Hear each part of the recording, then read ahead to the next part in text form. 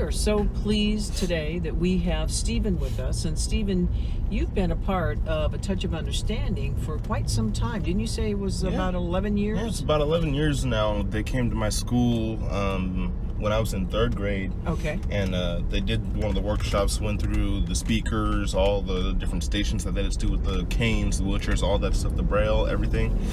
After that, I actually pulled, I believe it was Leslie at the time. Okay. I pulled her aside and I was like, give me all of your information, because I'd never really talked to these people. I'd never really socialized with them before. And it was cool to meet people who had something different than me. It wasn't the same thing. So, I mean, it was kind of cool to see that. And yeah, and I kind of just clicked with HOU, and I've been with them ever since. So you hadn't been around, and how old were you at the time? I believe I was 8 at the time. So at 8, you hadn't been around a lot of individuals that had No. challenges and disabilities, is that correct? No, that's not the way my parents worked. The way they wanted to do it, they didn't want me to see it as a disability. Got it. They wanted me to just figure it out for myself, but not view it as a way to get out of things. Like, a lot of people with disabilities will be coddled by the parents. That's not my parents. They wanted me to be out there figuring everything out for myself and helping me along the way. Okay. Which I very much appreciate. I didn't want them to coddle me like some people will do with their kids. Right. So tell us a little bit about, Stephen, about your disability, because you've had some surgeries and some challenges. Yeah. So I have spina bifida, which basically, in easy terms, it basically just means in my case, I had a hole in my spine when I was born in my L3 and L4. Okay.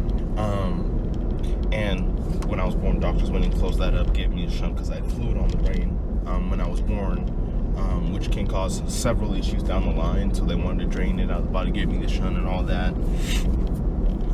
And then basically from then on, it was just kind of like a string of surgeries, varying from things from my pressure sores, which resulted in the amputation on the right side, or just the fusion of the ankle on the left, or even just a scraping of the bone because it got infected because I'd get the pressure sores.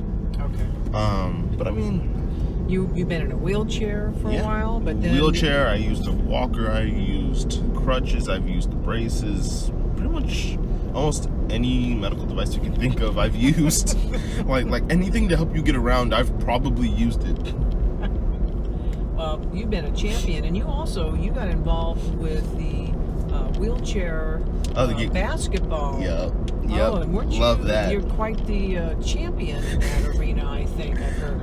I wouldn't go that far, but I mean, I'm decent. Like with the varsity team that I played with the first year that you guys had introduced me to, because I'd gone through HOU because another organization had come to you guys and asked them, "Do you guys have anybody?" And I'm like, "Yeah," and I've been doing it ever since. But that first team was the Junior Road Warriors down in Berkeley, and that first year we went from like ranked 30th in the nation to like 7th. Wow. And so you found your niche. Yeah, and but it was kind of sad because the next year I couldn't afford to drive down to Berkeley every week, so I couldn't make the practices. Right. So I had to switch to a varsity team up here. Thank God they made one up here. And after they made that team, I played with them for that year, and I finished my year in varsity because I just decided to switch to D2 because I wanted to have a higher level of competition. So I switched to D2, which is like 3 leagues up. It's much harder, much more physical. It's much more demanding on the body, but I love it. I love the contact, love the people. I love everything about it. So the other thing that you've done is you've been a guest speaker in the workshops. Yes. I try to do that whenever I can, but it was hard with school.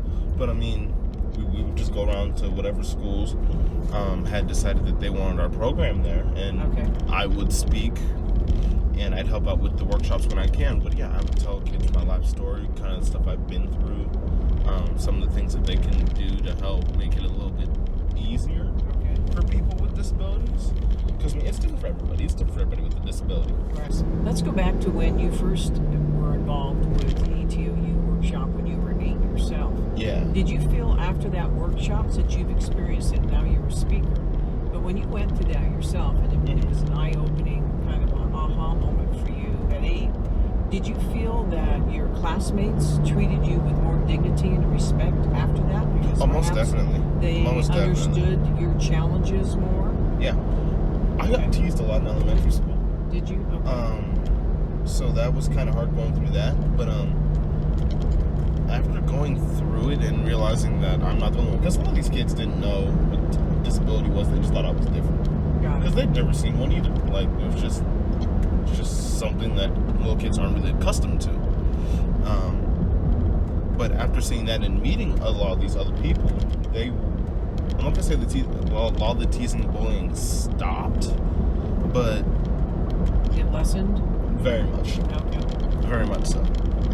Which is the whole purpose of why we do what we do. Yeah. Go out and spread the message of respect and dignity and acceptance for those that might be a little bit different. Because just because you might talk a little different, you might look a little different, you might walk a little different, doesn't mean you don't have some of the same needs and desires as someone else. Yeah, exactly.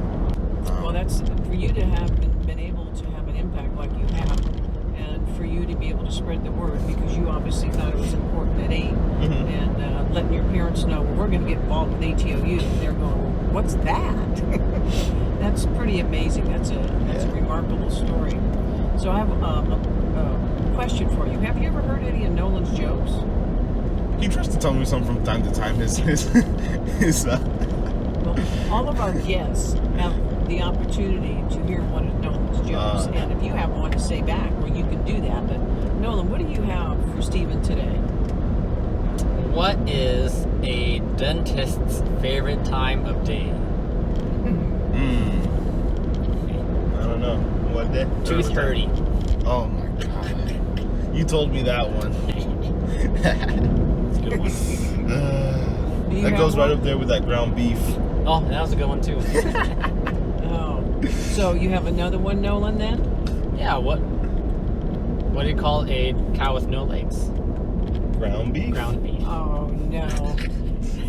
So Stephen, if there's any last thing, a message that you would like to share with our viewers about why they might consider getting involved with A Touch of Understanding, what might that be?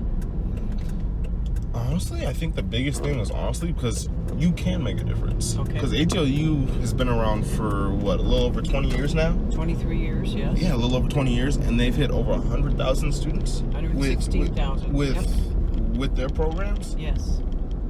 That's pretty impressive, and people help join us. Like, if they come help us and volunteer, Okay. just imagine how big that number can get. Yep. Imagine how big that number can get.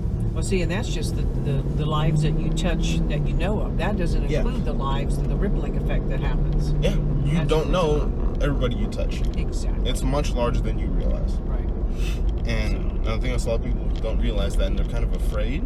There's no reason to be afraid. Right. There's really not.